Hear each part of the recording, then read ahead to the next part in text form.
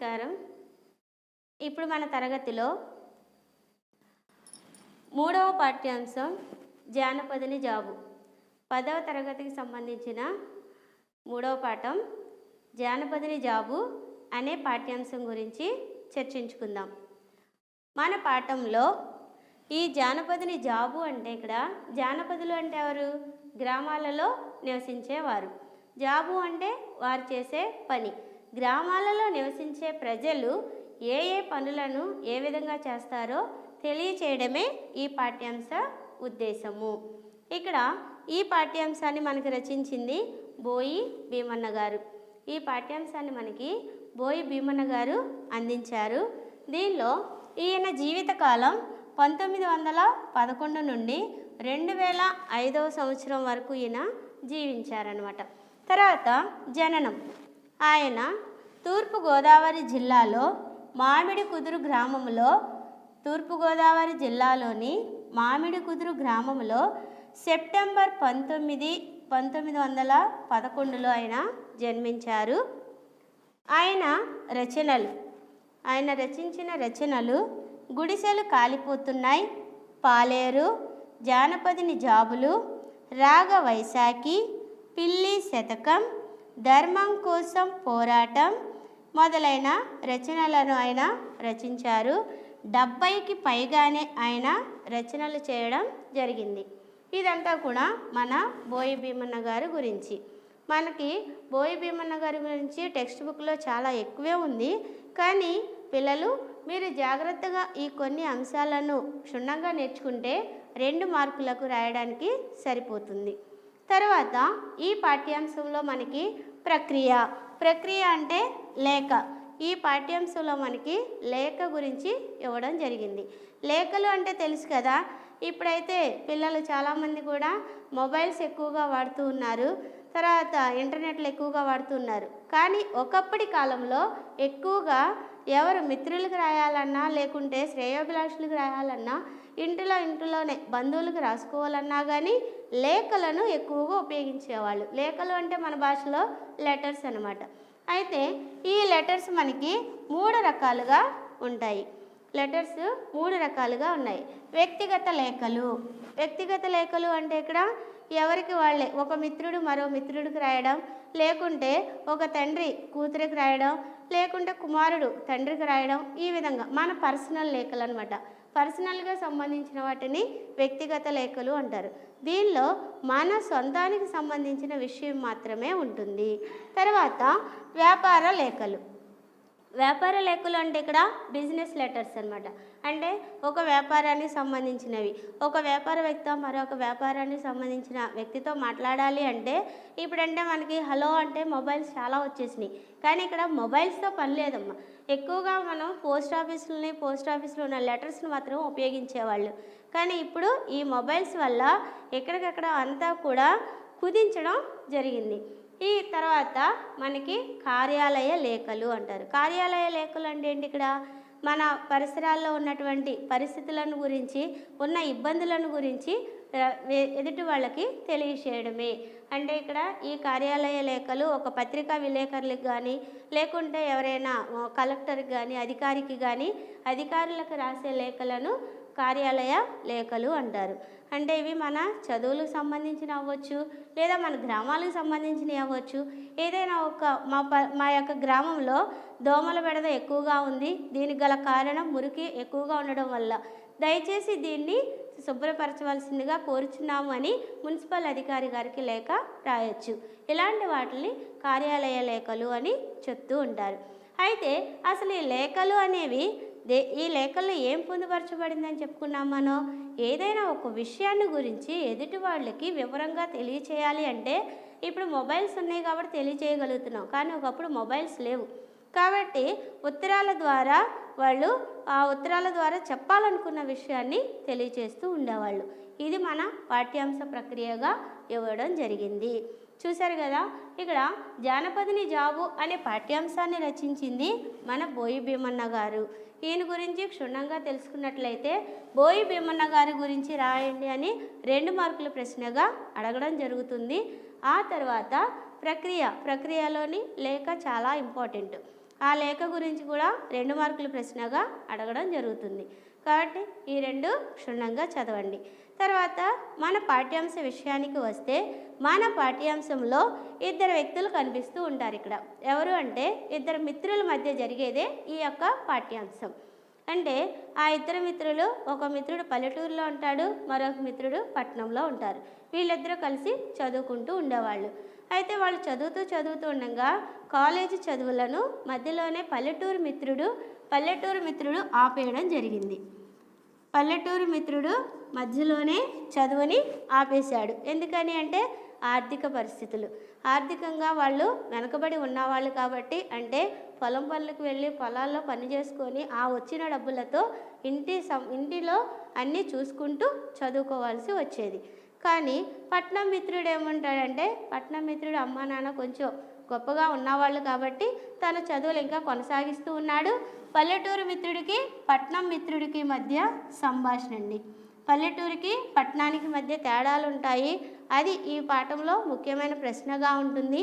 అదేవిధంగా పల్లెటూరు మిత్రుడికి పట్నం మిత్రుడికి మధ్య జరిగిన సంభాషణ, ఇదే మన పాఠ్యాంశం. ఈ సంభాషణ ఏంటంటే, పల్లెటూరు మిత్రుడు చదువు కొనసాగిస్తూ సగంలో ఆర్థిక ఇబ్బందుల వల్ల వెనకబడిపోయి ఆపేయడం జరుగుతుంది. పట్నం మిత్రుడు చదువు కొనసాగిస్తూ ఉంటాడు. అయితే ఈ పల్లెటూరు మిత్రుడికి పట్నం మిత్రుడు ఒక లేఖ రాస్తాడు. దానికి సమాధానం రాయాలి కదా. మరి ఆ సమాధానం రాయడం పల్లెటూరు మిత్రుడు ఆలస్యం చేస్తాడు. ఆలస్యం చేయడానికి గల కారణం ఏంటో మన పాఠ్యాంశంలో లేఖను తెలియచేస్తూ రాస్తూ ఉంటాడనమాట. అంటే ఇక్కడ ఈ పట్నం మిత్రుడు రాసిన ఉత్తరానికి తిరిగి జవాబు రాయడం ఆలస్యమైంది పల్లెటూరు మిత్రుడికి. అలా ఎందుకు ఆలస్యమైందో, దానికి గల కారణాలేంటి, ఆ తర్వాత పల్లెటూరులో ఉండే పరిస్థితులు ఎలా ఉంటాయి అని ఈ పాఠ్యాంశం ద్వారా తెలియచేస్తూ ఉంటారు. ఇది మన పాఠ్యాంశము. మరి ఈ పాఠ్యాంశంలోని పల్లెటూరు మిత్రుడు లేఖ ఎందుకు రాయలేకపోయాడు అని అంటే, మనం చూడండి, సిటీలో ఉన్నప్పుడు ఉదయం 6 గంటలకు లేవాలి, తర్వాత 8 గంటలకల్లా ఆఫీసుకు బయలుదేరాలి, సాయంత్రం 5 ఇంటికి రావడం, ఆ తర్వాత మన నిత్యంలో ఉన్న పనులన్నీ చేసుకోవడం, రాత్రి 10కి పడుకోవడం. సండే వచ్చిందంటే హాలిడే డిక్లేర్ అనమాట. అంటే ఇక్కడ చూసుకుంటే పల్లెటూరులో ఉన్నదానికంటే పట్టణంలో ఉన్నదానికి చాలా మన టైం టేబుల్ అనేది ఒకటి ఉంటుంది. అంటే దసరా వస్తుందంటే పలానా రోజు సెలవు, సంక్రాంతి వస్తుందంటే పలానా రోజు సెలవు, సండే సెలవు, మిగతా రోజులన్నీ కూడా యాజ్ యూజువల్గానే జరిగిపోతాయి. 6 గంటలకు లేవడం, మన పని చేసుకోవడం, 8 గంటలకల్లా డ్యూటీలకు వెళ్ళడం, మళ్ళీ సాయంత్రం రావడం, మళ్ళీ సాయంత్రం మన పని చేసుకోవడం, సాయంత్రం మళ్ళీ రాత్రి 10 అయ్యేటప్పటికి పడుకోవడం. ఇది మన పట్టణంలో ఉన్న టైం టేబుల్. మరి పల్లెటూరులో అలా కాదు కదా. ఏ విధంగా జరుగుతుందంటే, వాళ్ళు ఒక్కొక్కసారి తెల్లవారుజాము 4 గంటలకు లేవాల్సి వస్తుంది. ఆ తర్వాత పనులకు వెళ్తారు, మధ్యాహ్నానికే పని కంప్లీట్ చేసుకొని మధ్యాహ్నం నుంచి ఇంట్లో ఉంటారు. ఒక్కోసారి పని ఉంది కదా అని వంట చేసుకొని తీరా రెడీ అయ్యే సమయానికి పని లేదు, ఈరోజు వర్షంగా ఉంది కాబట్టి పని లేదని చెప్తారు. ఆ రోజంతా ఖాళీగా ఉంటారు. లేదు, రేపు ఎలాగో ఖాళీ కదా అని మనం ఏదో బయటకు వెళ్ళాలి, ఈ పని చేయాలని ఫుల్గా టైం టేబుల్ పెట్టుకుంటాం. ఆ రోజే వచ్చి రేపు పొద్దున పొలంలో పని ఉంది రమ్మని చెప్పి రైతు పిలవడం జరుగుతుంది. మరి ఆ రోజు మన పనులన్నీ పక్కన పెట్టుకొని పొలం పనికి వెళ్ళాల్సి వస్తుంది. అంటే ఏం గమనించారు ఇక్కడ, ఒక్కొక్క రోజు అయితే ఫుల్ బిజీగా ఉంటారు, ఇంకో రోజు ఫుల్ ఖాళీగానే ఉండడం జరుగుతుంది. అంటే ఇక్కడ ఒక టైం టేబుల్ అనేది ఉండదు. కాబట్టి నేను కూడా అలాగే ఉత్తరం రాద్దామని కూర్చున్నాను, కానీ ఆ రోజు అనుకోకుండా కోటయ్య అనే వ్యక్తి రావడం జరిగింది. ఆ కోటయ్య అనే వ్యక్తి వచ్చి పొలంలో నీరు పడింది, నువ్వు కూడా రావాలి, దాన్ని వరి కుప్ప దగ్గరికి నీరు వచ్చేస్తుంది కాబట్టి ఆ నీరుని పక్క చేలోకి మళ్ళించాలి, రమ్మని చెప్పి ఆ కోటయ్య, ఇక్కడ ఇంకో క్యారెక్టర్ కోటయ్య అనమాట, ఈయన రైతు, ఆయన్ని రమ్మని చెప్పడం జరుగుతుంది. ఈయన వచ్చి ఈ పల్లెటూరు మిత్రుల్ని ఉత్తరం రాస్తూ ఉండగా తీసుకెళ్ళిపోతారు. ఇంకోసారి ఉత్తరం రాద్దామని కూర్చుంటే తన చెల్లి ఏదో లెక్క చెప్పమని కూర్చుంటుంది. ఆ లెక్క కోసం అమ్మ కొంతమంది పక్షాన ఉంటుంది, ఈ యొక్క అన్నయ్య తమ్ముడు పక్షాన ఉంటాడు. వీళ్ళిద్దరికి మధ్య వాదన జరుగుతూ ఉంటుంది. అంటే ఈ విషయాన్ని బట్టి మనం ఏం గమనించాలి అంటే, పల్లెటూరులో ఉన్న వాళ్ళందరూ కూడా ఆప్యాయతతో ఉంటారు. ఇంటి చుట్టుపక్కల వాళ్ళందరినీ చూడండి, పిన్ని, బాబాయ్, అక్క, చెల్లి అని వరుసలు కలుపుకుంటూ చాలా మర్యాదగా ఉంటుంది. ఆ తర్వాత ఒకరికొకరు ఆప్యాయంగా ఇష్టంగా మాట్లాడుకోవడం జరుగుతుంది. కానీ మన పట్టణం విషయానికి వచ్చేటప్పటికి ముసలివాళ్ళు అంకులే, పొడిచి వాళ్ళు అంకులే. మహా అయితే పిల్లవాళ్ళని మాత్రమే అన్నయ్య అక్క అని పిలవడం జరుగుతుంది. అంటే ఇక్కడ పిన్ని పెదనాన్న బాబాయ్ అనే వరుసలు ఏమీ ఉండవు. అందరూ కూడా ఈక్వల్గా అంకుల్ అనే పిలవడం జరుగుతుంది. అంటే పక్కింటి వాళ్ళు కొట్టుకొని ఏమైపోతున్నా కానీ పట్టణంలో పట్టించుకోరు. అదే పల్లెటూరులో అయితే చిన్న గొడవ వచ్చినా సరే అందరూ ఏకమయ్యి వాళ్ళిద్దరిని సర్దుమణిగించి ఎవరి వైపు న్యాయం ఉన్నా తప్పున్నా కానీ ఇద్దరిని మందలించి సర్దడం అనేది జరుగుతుంది. ఈ పాఠ్యాంశం ద్వారా మనకి పల్లెటూరులో టైం టేబుల్ ఎలా ఉంటుంది, పట్టణంలో టైం టేబుల్ ఎలా ఉంటుంది, అదేవిధంగా పల్లెటూరులో ప్రజల మధ్య ప్రేమానురాగాలు ఏ విధంగా ఉంటాయి, పట్టణంలో ఏ విధంగా ఉంటాయి, పల్లెటూరు మిత్రుడికి పట్టణం మిత్రుడికి జరిగిన ఈ సంభాషణ బట్టి పల్లెటూరికి పట్టణానికి తేడాలు రాయండి అంటే ఈ అంశాలన్నీ కూడా మనం రాయవచ్చు. అదేవిధంగా మన పాఠ్యాంశంలో ఉన్న కొన్ని ముఖ్యమైనటువంటి అంశాలను మనం తెలుసుకోవచ్చు. దానిలో ఉన్న కొన్ని ప్రశ్నలు మీకు ఇంపార్టెంట్ ప్రశ్నలుగా పెడతాను, జాగ్రత్తగా చదవండి. జానపదుని జాబు ఈ పాఠ్యాంశాన్ని బోయి భీమన్న గారు రచించారు. దీనిలో ఈ పాఠ్యాంశం యొక్క నేపథ్యాన్ని చూద్దాం. భారతదేశం వ్యవసాయ ప్రధానమైన దేశం, అందువల్లనే భారతదేశం గ్రామాల్లో నివసిస్తుంది అంటారు. గ్రామంలోని ప్రతి ఇల్లు విద్యాగంధంగా గుబాళించి అభివృద్ధి చెందితేనే మన దేశం సుసంపన్నంగా సస్యశ్యామలంగా ఉంటుంది అని మహాత్మా గాంధీ అన్నారు.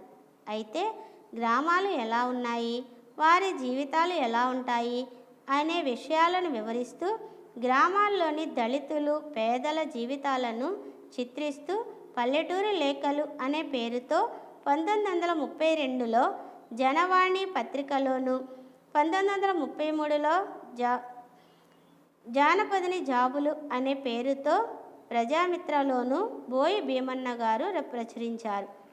చదువుకొని బేదతనం వల్ల చదువు కొనసాగించలేక స్వగ్రామం పోయి పల్లెటూరి పనుల్లో మునిగిపోయిన జానపదుడు పట్నంలోని శ్రీమంతుడైన తన మిత్రునికి తన అవస్థలను, గ్రామాల్లోని పరిస్థితులను లేఖల రూపంలో రాస్తాడు. గ్రామ పరిస్థితుల గురించి తెలపడమే ఈ పాఠ్యభాగ ఉద్దేశం. పాఠ్యభాగ వివరాలు చూడండి. ప్రస్తుత పాఠ్యాంశం లేఖా రూపంలో ఉంటుంది. జానపదుని జాబులు పేరుతో బోయి భీమన్న రాసిన లేఖల సంపుటి నుండి పాఠాన్ని ఎంపిక చేశారు. తూర్పుగోదావరి జిల్లా యాసలో ఈ లేఖా రచన సాగింది. తూర్పుగోదావరి జిల్లా భాషకి మన కృష్ణా జిల్లా భాషకి కొంచెం తేడా ఉంటుంది కదా. అయితే ఇది మన జిల్లా భాష కాదు, తూర్పుగోదావరి జిల్లాకి సంబంధించిన యాస. అంటే ఆ యొక్క భాష కొంచెం తీరు మారుతూ ఉంటుంది. ఆ భాషలోనే ఈ రచన సాగింది అని.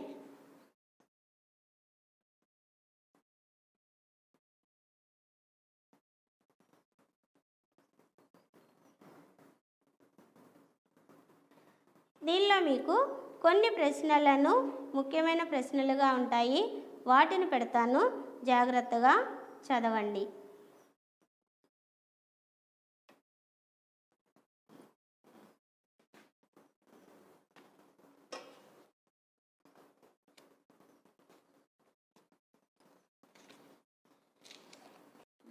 మన వర్క్ బుక్లో 112వ పేజీలో ఉన్న ప్రక్రియలో మనం ఏం చెప్పుకున్నాం? లేఖ. ఈ లేఖ అనేది లేఖలో ఏ విషయాలను రాస్తారు అనే అంశాలు ఉన్నాయి. తర్వాత లేఖలో ఉన్న రకాలను గురించి ఉంది, జాగ్రత్తగా చదవండి. తర్వాత 113వ పేజీలో ఉన్న కవిపరిచయం. ఈ కవిపరిచయం ఎంత చదవాలా అని భయపడవద్దు. చెప్పిన కొన్ని ముఖ్యమైన అంశాలను గుర్తుపెట్టుకుంటే సరిపోతుంది. తర్వాత 116వ పేజీలో ఉన్న పల్లె గొప్పదా పట్నం గొప్పదా, మీరైతే దేన్ని సమర్థిస్తూ మాట్లాడతారు, ఎందుకు అనే అంశాన్ని, పల్లె గురించి పట్నం గురించి మీరు దేనికి ఏకీభవించినా పర్వాలేదు, కానీ రెండు అంశాలను గురించి క్షుణ్ణంగా తెలుసుకోవాలి.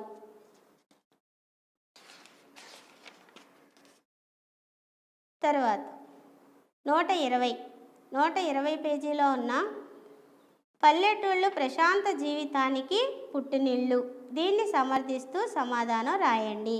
పల్లెటూరి జీవితం ప్రశాంతంగా ఉంటుందంటారు కదా, దానికి గల కారణాలేంటి అనే అంశాలు ఇక్కడ మీకు సైడ్ హెడ్డింగ్స్తో ఇవ్వబడినవి, జాగ్రత్తగా చదవండి. తర్వాత 121 పేజీలో ఉన్నటువంటి లేఖ, ఈ యొక్క పల్లెటూరులోని మనుషుల మధ్య సంబంధాలు, అక్కడి ప్రకృతి దృశ్యాలను వర్ణిస్తూ మీ మిత్రుడికి లేఖ. మిత్రుని లేఖ మనం పూర్వ పాఠంలో కూడా చదువుకున్నాము. జాగ్రత్తగా ఈ అంశాలను ఎక్కడ ఏమేమి రాయాలి, ఇక్కడ ప్లేసు, తర్వాత డేటు, ఆ తర్వాత మనం ఎవరితో మాట్లాడుతున్నామో వాళ్ళని సంబోధిస్తూ రాసి ఆ తర్వాత విషయాన్ని క్షుణ్ణంగా రాయగలగాలి. తర్వాత ఇట్లు అని నీ ప్రియమిత్రుడు లేదా స్నేహితుడు అని రాసినా పర్వాలేదు.